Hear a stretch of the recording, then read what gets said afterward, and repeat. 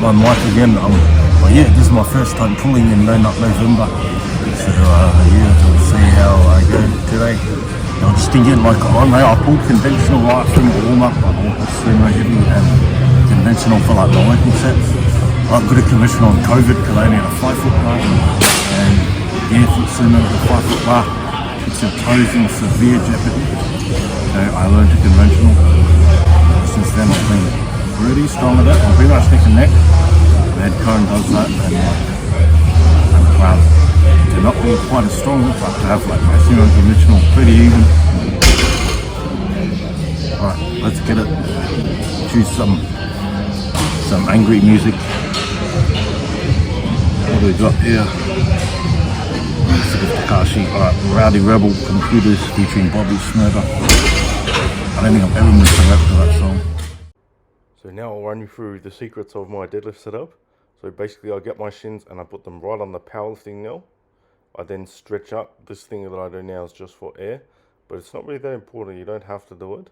But then I grip with my thumb slightly off the nail and my whole hand's touching the nail. I also grip it, you'll notice, with a hook grip. I point my toes slightly outwards. Now in regards to breaking the bar off the ground, I'll put my backside down as low as possible. I'll put my head as high as possible. Keep the torso upright. And then I pull back. Now as I'm pulling, I spread the floor and I try and use my glutes to initiate the movement and dominate the majority of the movement, really. Technique I also use, which is very much like a bench press, I'm trying to bend the bar and use my pulling muscles. Just took a piss, but I didn't wash my hands because I didn't want to wash with the truck and re-chalk in. I don't know what your thoughts are on that, but yeah, hit me up on the comments and let me know. Alright, I'm going to do a double at 220 and yeah, just see how that feels. A technique I'm going to discuss during this lift is watch my heel and the ball of my foot. The weight is distributed evenly. I'm not on the heel, I'm not falling forward on the ball, I'm dead in the middle. That helps distribute the power evenly. Who needs a slap on the back, right, when you can back into the barbell? This is my final heavy pull for the day.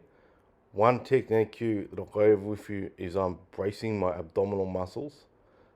I never get back injuries when I deadlift. I haven't got a back injury in deadlifts in at least 12 years. And it's just because I learned how to brace my abs. Not only am I bracing the abs, I'm almost like inflating the muscles around my spinal column in the lower back also. Everything's hard, nothing's gonna fall forward. If my back's slightly rounded, that's okay, as long as it gets straighter as I come up. If you lean forward at all from that position, you're putting your back in serious jeopardy for a big injury. And I see a lot of people at the gym, they put their lifting straps around the bar like 10 times. If you watch the way I do it, first off, I put my right hand on. Secondly, with the left hand's a little harder. Sometimes I use my teeth. Let's see if we get lucky. Oh, yep, there we go. Oh, no, I did it that time, but often I do use my teeth. People look at me weird in the gym, but like, it's all good.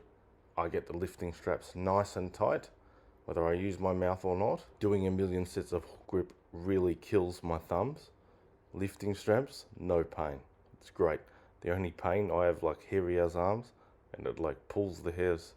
Enough rubbish talking. My conventional pull is very much improved. As I said before in the video, in COVID I had a 5-foot bar, I couldn't sumo, so I learned to conventional. A lot of the technique cues are the same. If you look at my feet, the weight is evenly distributed. I use my back a little more than my legs. My leg strength in a conventional, or pretty much in a conventional, your legs work more like a leg press, whereas in sumo, especially for myself, it's more mimicking my squat. Conventional, you can grind a little more than a sumo. A sumo, if it's not perfect, like if you don't lock it out within 2 to 3 seconds, it's quite common for people to fail under that heavy weight.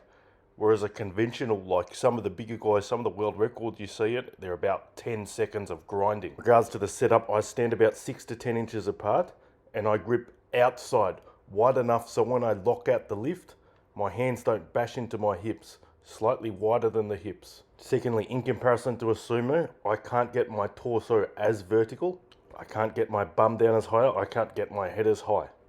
When I initiate the movement from the bottom, I have to flex the bar a little harder, but I'm still just doing a leg press with my legs. So I knew it was going to be a good day today, because then I was putting on my deadlift shoes, I ripped them. So that's how strong I felt.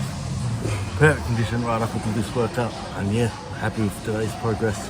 So I've actually got a PB at 200. I've only done singles at 200, but that was like 3x3, and I was pretty proud of that. It didn't look like a PB, didn't feel like a PB either, but yeah, it was a bit of a battle at the end. Happy with my progress. So my first pull in November went pretty well. Yeah, just concluding today's workout. So yeah, final words. Pull in the gym, don't pull on the computer. Even if the lady boys you subscribe to on OnlyFans give you like 30% off for the month, it's not worth it, eh?